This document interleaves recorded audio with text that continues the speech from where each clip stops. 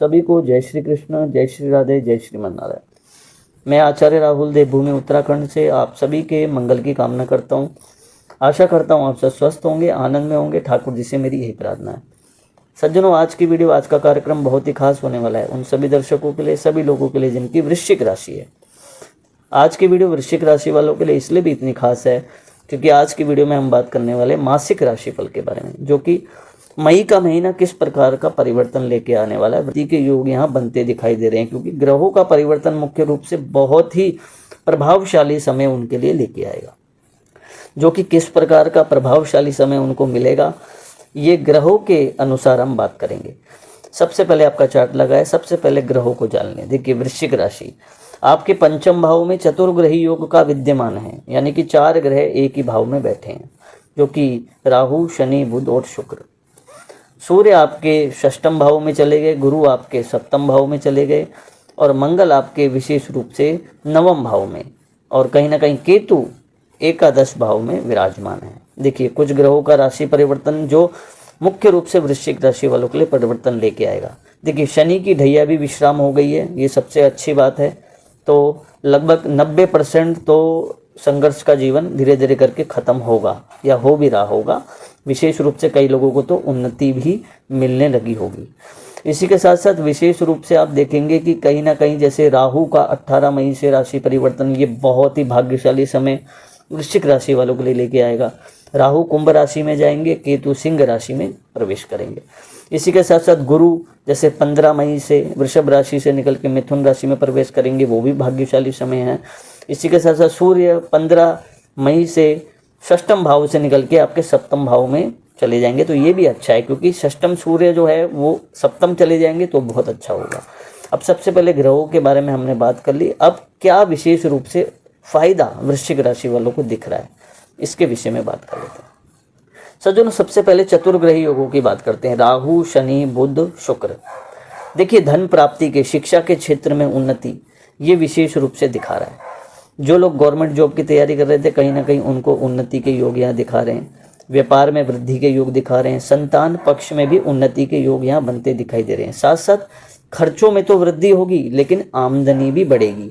पैसा आने वाला है, पैसा बहुत आएगा, उसके हिसाब से आप खर्चा भी करेंगे। इसी के साथ साथ विशेष रूप से आप देखेंगे सूर्य षष्ठम चले गए तो प्रतिदिन भगवान सूर्य को जरूर अर्घ्य दें। लेकिन बाहरी क्षेत्रों से सूर्य लाभ आपको करा सकते हैं, विदेशी संपर्कों से आपको लाभ हो सकता है। गुरु की स्थिति सप्तम भाव में, कहीं ना कहीं जिनके वैवाहिक जीवन में जिनको असफलताएं मिल रही थी, मैरिड लाइफ में जिनको संघर्ष करना पड़ रहा था या आपस में बन नहीं रही थी, उनको कहीं ना कहीं एक मधुर संबंध बनते दिखाई देंगे। इसी के साथ साथ जिनका विवाह नहीं हो रहा था, वृश्चिक राशि वाले, उनके लिए बहुत ही सुंदर योग बनते दिखाई दे रहे हैं। कहीं ना कहीं विवाह होने के योग दिख रहे हैं। अगर संतान प्राप्ति में कठिनाई आ रही तो संतान प्राप्ति के योग यहाँ बनते दिखाई दे रहे हैं। बहुत अच्छे, एक अच्छी लाइफ, एक गुड लाइफ आपको जीने की एक कला ये ग्रह जाते जाते भी सिखाएंगे और विशेष रूप से उन्नति का मार्ग प्रशस्त करेंगे। और जो अनमैरिड हैं उनके लिए तो बहुत अच्छा विवाह का संबंध उनके लिए जुड़ सकता है। इस तरीके के योग यहाँ हैं।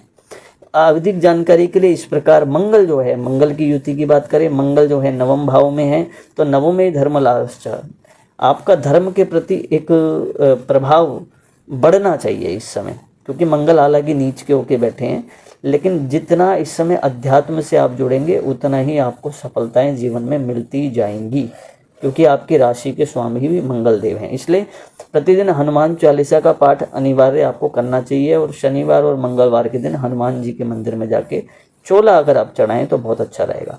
केतु कहीं ना कहीं लाभ भाव में चले गए तो केतु कुल से उन्नति, केतु लाभ कराते हैं बहुत ज़्यादा।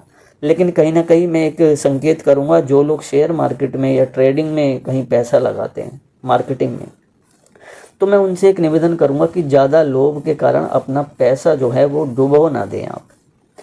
देखिए, ऐसा हो सकता है केतु वहाँ बैठा है तो केतु जो है लाभ कराएगा, आपको लाभ ज़्यादा कराएगा और आपके अंदर लोभ बढ़ेगा, लालच बढ़ेगा। तो कहीं ऐसा ना हो कि आप अपना पैसा ज़्यादा लगा दें और फिर आपका पैसा कहीं फंस जाए, क्योंकि कहीं ना कहीं केतु जो है वो केतु कुलस से उन्नति, केतु कुल की उन्नति भी करता है। तो ये लाभ तो अच्छे आपको कराएगा, लेकिन कहीं ना कहीं लोभ में भी आप फंस ना जाओ और आपका सारा पैसा हाथ से चले जाए। इसलिए इस बात का जरूर ध्यान रखें पैसा आएगा बहुत, लेकिन आपको ज़्यादा लोभ में नहीं फंसना है ना, अपना काम करते रहना है। और बहुत ही सुंदर योग इस समय बनते दिखाई दे रहे हैं, विशेष रूप से जो अनमैरिड लोग थे उनके लिए कहीं ना कहीं बहुत अच्छे संकेत। विवाहित जो लोग हैं उनके मैरिड लाइफ में बहुत इशू चल रहे थे, क्योंकि शनि की ढैया थी तो बहुत सारे इशू थे। कई लोगों के बिजनेस भी बंद हो गए थे, कई लोगों की नौकरी छूट गई थी, कई लोगों को तो नौकरी छोड़नी पड़ गई थी। और बहुत कई लोगों के इस ढैया के दौरान शनि की डिवोर्स तक हो गए थे, यानी कि संबंध में विच्छेद हो गया था, दूरी बन गई थी।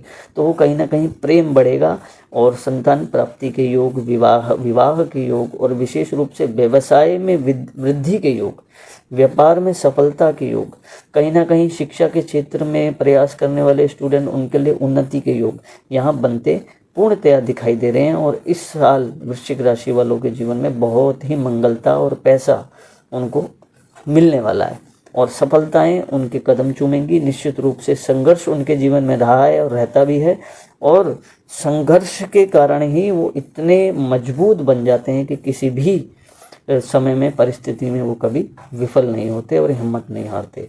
लेकिन इस समय अब सफलता का अवसर वृश्चिक राशि वालों को मिला है। उनको लाइफ में सक्सेस और जीवन में बहुत ही सफलता और धन प्राप्ति के योग उनके लिए बनते दिखाई दे रहे हैं। अंतिम में उपाय की बात कर लें, वृश्चिक राशि प्रतिदिन भगवान शिव को जरूर जल अर्पित करें और हनुमान चालीसा का पाठ और सूर्य अर्घ्य नियमित रूप से आपको देना चाहिए। इसी के साथ साथ निवेदन करूंगा, अधिक जानकारी के लिए अपनी कुंडली का विश्लेषण जरूर कराएं, क्योंकि सबके कुंडली में ग्रहों की महादशाएं अलग अलग हो सकती हैं। क्या पता आपकी कुंडली में काल सर्प योग तो नहीं है, आप मांगलिक तो नहीं है, ग्रहण योग तो नहीं है, गुरु चंडाल योग तो नहीं है। बहुत सारी स्थितियां कुंडली में देखी जाती हैं, तब फलित का विचार किया जाता है। तो अधिक जानकारी के लिए अपनी कुंडली जरूर दिखाएं। नंबर आपको हमारे चैनल पे प्राप्त हो जाएगा, प्रोफाइल में प्राप्त हो जाएगा, वीडियो के लिंक में भी प्राप्त हो जाएगा। आप नंबर ले सकते हैं, व्हाट्सएप में अपनी डिटेल हमें दे सकते हैं। तो आशा करता हूँ मेरी बात आपको समझ में आई होगी। तब तक के लिए बनी रहिए दोस्तों, मिलता हूँ नेक्स्ट वीडियो में। जय श्री कृष्ण, जय श्री राधे।